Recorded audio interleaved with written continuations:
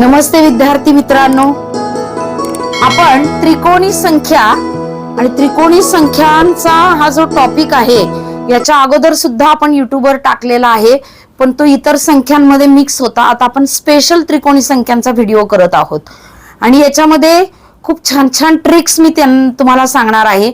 कारण त्रिकोणी संख्या ओळखता येणं, त्रिकोणी संख्या काढता येणं, त्रिकोणी संख्या कितवी आहे हे सांगता येणं हे खूप महत्वाचं आहे. कारण आपल्याला बुद्धिमत्ता या विषयामध्ये त्रिकोणी संख्या 3 दिल्या जातील, एक त्रिकोणी संख्या नसणार आहे.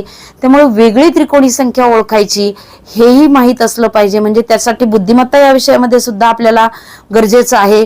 आणि गणितामध्ये सुद्धा त्रिकोणी संख्येवर उदाहरणं विचारली जाणार आहेत. त्यामुळे हा टॉपिक नीट व्यवस्थित समजून घ्यायचा आहे.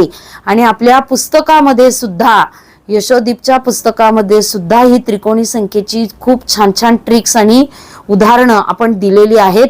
त्यासाठी पुस्तक सुद्धा जरूर मागून घ्यायचे. पण तत्पूर्वी जर तुम्ही चॅनलवर नवीन असाल तर सबस्क्राईब करा, बेल आयकॉनचं बटन दाबायला विसरू नका. कारण आपण सारखेच नवनवीन व्हिडिओ या चॅनलवर अपलोड करत असतो. आणि आपल्या पुस्तकांचं वैशिष्ट्य आहे, तुम्हाला व्हिडिओ सर्च करावा लागणार नाही.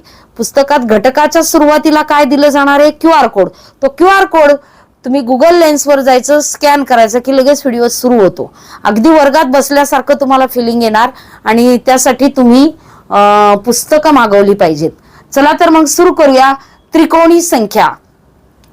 त्रिकोणी संख्या म्हणजे ज्या संख्या त्रिकोणाच्या रूपात मांडता येतात त्यांना आपण त्रिकोणी संख्या असं म्हणतो.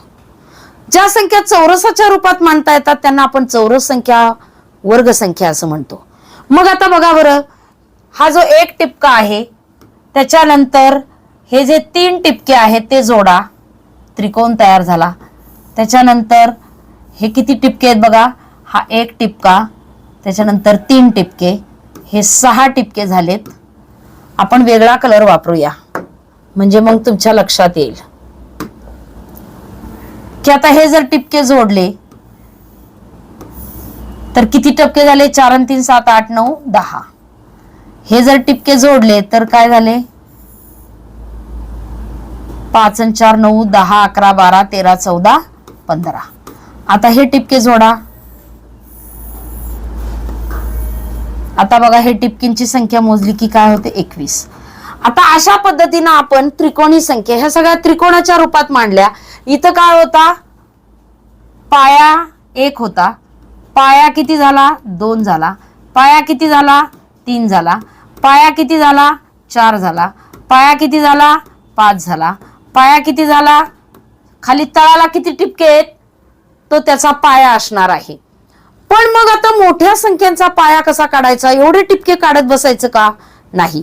तर त्यासाठी काही सूत्र आहेत, फॉर्म्युले आहेत, काही ट्रिक्स आहेत, ते आपण समजून घेणार आहोत. आता आपण काही इथे त्रिकोणी संख्या आपल्याला तयार झालेल्या मिळाल्या. तर आपण काय करूया, इथे त्रिकोणी संख्या लिहूया. 1 3 6 10 15 21 28. 28 नंतर आता मला पुढच्या कशा लिहिता आल्या तर मी यातला फरक काढला, तो 2चा. 3 आणि 3 6, 6 आणि 4 10, 10 आणि 5 15, 15 आणि 6 21, 21 आणि 7 28, 28 आणि 8 36, 28 आणि 8 36, 36 आणि 9 45. आणि आता पुढच्या संख्या तुम्हाला काढता येईल. 45 आणि 10 55, 55 आणि 11 66, 66 आणि 12 78, 78 आणि 13 91. मग आता ही पहिली त्रिकोणी संख्या आहे, ही चौथी त्रिकोणी संख्या आहे, ही कितवी त्रिकोणी संख्या आहे बघा? 1 2 3 4 5 6 7 8 9, 9वी त्रिकोणी संख्या आहे. यांच्यातला फरक कितवा आहे? आता त्याच्यानुसार आपल्याला 3 ही दुसरी त्रिकोणी संख्या, 6 ही तिसरी त्रिकोणी संख्या, 10 ही चौथी त्रिकोणी संख्या, 15 ही 5वी त्रिकोणी संख्या, अशा पद्धतीने आपल्याला काढता येईल. परंतु आता याच्यामध्ये आपल्याला प्रत्येक वेळेस असं मांडायचं आणि कितवी हे मांडणं अवघड आहे, ते पण आपण शिकणार आहोत. आता याच्यामध्ये नैसर्गिक संख्यांची वैशिष्ट्य जाणून घेताना आपण बघूया त्रिकोणी संख्यांमधील फरक कसा आहे बघा बरं. 1 अन 2 3, 3 अन 3 6, 6 अन 4 10. म्हणजे फरक काय आला बरं. 2 3 4 5. आता बघा आपल्याला या त्रिकोणी संख्यांवर आधारित उदाहरण हे आपल्याला बुद्धिमत्तेमध्ये सुद्धा उपयोगी पडणार आहे, गणितामध्ये सुद्धा उपयोगी आहे. 91 ही त्रिकोणी संख्या आहे किंवा नाही हे ओळखायचे. आता तुम्ही पाठ केलेले असेल तर तुम्ही म्हणणार आहे, पण ज्यावेळेस अनोळखी पाठ नसलेली संख्या येते त्यावेळेस काय करायचं, तर एक सुंदर ट्रिक्स आहे की जी संख्या आहे तिला गुणिले 8 करायचं अधिक 1 करायचं. जर हे उत्तर तुमचं वर्ग संख्या आलं तर ती त्रिकोणी आहे, आणि जर वर्ग गुणिले 8 आणि अधिक 1 करून जर वर्ग संख्या नाही आलं तर ती त्रिकोणी संख्या नाही. चला तर मग गुणाकार करूया. 8 एके 8, 8 9 72 अधिक 1 729. ही वर्ग संख्या आहे. कोणाचा वर्ग आहे. 27 चा वर्ग आहे. मग 27 चा वर्ग आहे 729 म्हणून 91 ही त्रिकोणी संख्या आहे. आता ही 91 ही त्रिकोणी संख्या कितवी आहे. तुम्ही पाठ केले म्हणून तुम्हाला माहितीये की पाठ केलेले असेल तर ती 91 ही 13वी संख्या आहे, हे तुम्ही पाठ केलेले. पण पाठच नसेल तर काय करायचं, सोपी आयडिया. इथपर्यंत तुम्ही आलात. 91 ही त्रिकोणी संख्या आहे किंवा नाही ओळखलं आहे. मग ती 27 चा वर्ग निघाला. मग काय करायचं की 27 वजा 1 भागिले 2 करायचं. 27 वजा 1 काय झालं, 26 भागिले 2 बरोबर 13वी त्रिकोणी संख्या आहे. 13वी त्रिकोणी संख्या. बघा काय फॉर्म्युला वापरला आपण. पहिल्यांदा आहे की नाही ओळखलं. हो आहे. कोणाचा वर्ग मिळाला, 27 चा. त्याच्यातून वजा 1 करा भागिले 2 करा, ती 13वी त्रिकोणी संख्या येणार आहे. 13वी त्रिकोणी संख्या येणार आहे. आता आपल्याला 103 ही त्रिकोणी आहे किंवा नाही ते ओळखायचंय.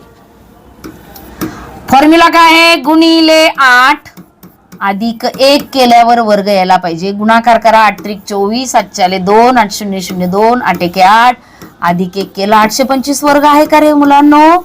नाही, ही त्रिकोणी संख्या नाही. फॉर्म्युला लिहून ठेवा. त्रिकोणी संख्या नाही.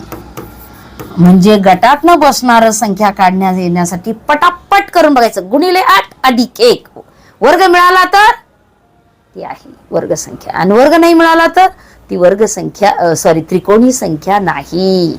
आता याच्या पुढची उदाहरणं कशी आहेत ते आपण लगेच पाहणार आहोत. आता यावर आधारित कशी उदाहरणं आहेत ती आपण बघणार आहोत. 21 या त्रिकोणी संख्येचा पाया काढा. पाया म्हणजे काय की त्याच्या बेसवर किती चिन्ह असतील. सॉरी, आपण चिन्ह बदललंच नाही. ह्या बेसवर किती आहेत पायावर, तर 10 या संख्येचा पाया काय आहे, 4. 21 या त्रिकोणी संख्येचा पाया काय आहे, 6. आता इथं आपलं पाठ नाहीये किंवा त्रिकोण आपण किती वेळ काढणार, तर आपण काय करायचं, आता पाया काढायचा असेल तर काय करायचं, तर पाया काढण्याचं सूत्र त्रिकोणी संख्या गुणिले 2 करायचं. गुणिले 2 करून तो गुणाकार कोणत्या लगतच्या 2 संख्यांचा गुणाकार आहे, तो गुणाकार कोणत्या 2 लगतच्या संख्यांचा गुणाकार आहे. लगतच्या संख्यांचा गुणाकार आहे ते शोधणे, आणि ते शोधल्यानंतर ज्या 2 संख्यांचा गुणाकार आहे त्यातील जी लहान संख्या आहे ती असणार आहे तिचा पाया. बघा आता आपण इथे सोडून बघूयात. मग आता हे वाचूयात. त्रिकोणी संख्या गुणिले 2 करून त्रिकोणी संख्या गुणिले 2 करून पुढे काय म्हणले, जे येणारा गुणाकार कोणत्या दोन लगतच्या संख्यांचा गुणाकार आहे, तर आपल्याला लगेच आठवतं 6 7 42, त्यातील जी लहान संख्या आहे ती आहे पाया. बघा आता इथंच संख्या आपण बघितली, इथं तिचा पाया काय आहे 6. आता 21 नंतरची त्रिकोणी संख्या काय आहे 28. 28 चा पाया किती आहे बघा, 28 गुणिले 2 बरोबर 56. कोणत्या दोघांचा गुणाकार आहे 7 8, आणि हा त्यातली लहान संख्या आहे पाया. कोणत्या दोन लगतच्या संख्यांचा गुणाकार आहे, दुप्पट करायची आणि मग हे लिहायचं. जरा सारखा सारखा सराव केला ना, ही उदाहरणं तुम्ही तुमच्या मनानेच घ्यायचं संख्या आणि सोडवायचं. आता बघा 12 पाया असणारी त्रिकोणी संख्या कोणती. पाया असल्यावर त्याच्या पुढे जर गुणिले, आपण इथं गुणिले 2 करून आलेला आहे, मग 12 पाया त्या पुढील संख्या भागिले 2 केलं, 2 बेसक 12 13 78. बघा आली का. म्हणजे पाया जर दिला असेल, पाया गुणिले त्या पुढील संख्या भागिले 2 बरोबर त्रिकोणी संख्या. व्हिडिओ पॉज करून लिहून घ्यायचे. पाया गुणिले त्या पुढील संख्या भागिले 2 बरोबर त्रिकोणी संख्या. आता बघा आपण 12 पाया, अजून कोणती पाया घ्या तुम्ही संख्या की, आता हे तर याचा स्क्रीनशॉट तुम्ही घेऊ शकता, मी बाजूला होते. स्क्रीनशॉट घेतल्यानंतर आपण आता इथं संख्या बदलूयात.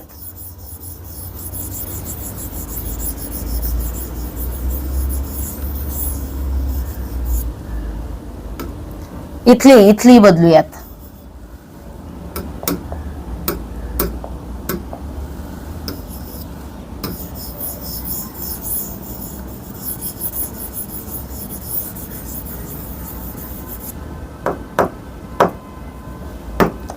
इथं लिहू आपण 50 पाया असणारी त्रिकोणी संख्या कोणती. पाया गुणिले त्या पुढील संख्या भागिले 2. पाया 50 त्या पुढील संख्या 51 भागिले 2 बे 25 50 आणि 25 एके 25, हातच्याले 2, 25 पाचा 125 आणि 125 अधिक 2 127, म्हणजे 1275 ही काय मिळाली तुम्हाला त्रिकोणी संख्या. मग गणितामध्ये अशी उदाहरणं विचारली जाणार आहेत की पाया असणारी त्रिकोणी संख्या कोणती, हा जर ही त्रिकोणी संख्या असेल तर त्याचा पाया किती, अशा पद्धतीची उदाहरणं विचारली जाणार आहेत. आणि याच्या खाली ऑनलाईन टेस्ट दिलेली आहे, ती सुद्धा जरूर सोडवायची आहे. अतिशय सुंदर पद्धतीनं त्रिकोणी संख्यांचा हा टॉपिक मी समजावून देण्याचा तुम्हाला प्रयत्न केलेला आहे. तुम्हाला नक्कीच तो समजला असेल. तुम्ही सराव केला तर नक्की तुम्ही त्याच्यामध्ये छान यश मिळू शकणार आहे. व्हिडिओ शेवटपर्यंत पाहिल्याबद्दल सगळ्यांना धन्यवाद. आणि आपल्या चॅनलला एक बळ मिळण्यासाठी, पाठबळ मिळण्यासाठी तुम्ही पाहणाऱ्या सर्व विद्यार्थ्यांनी, शिक्षकांनी, पालकांनी हा व्हिडिओ नक्कीच गरजू विद्यार्थ्यांना शेअर करा.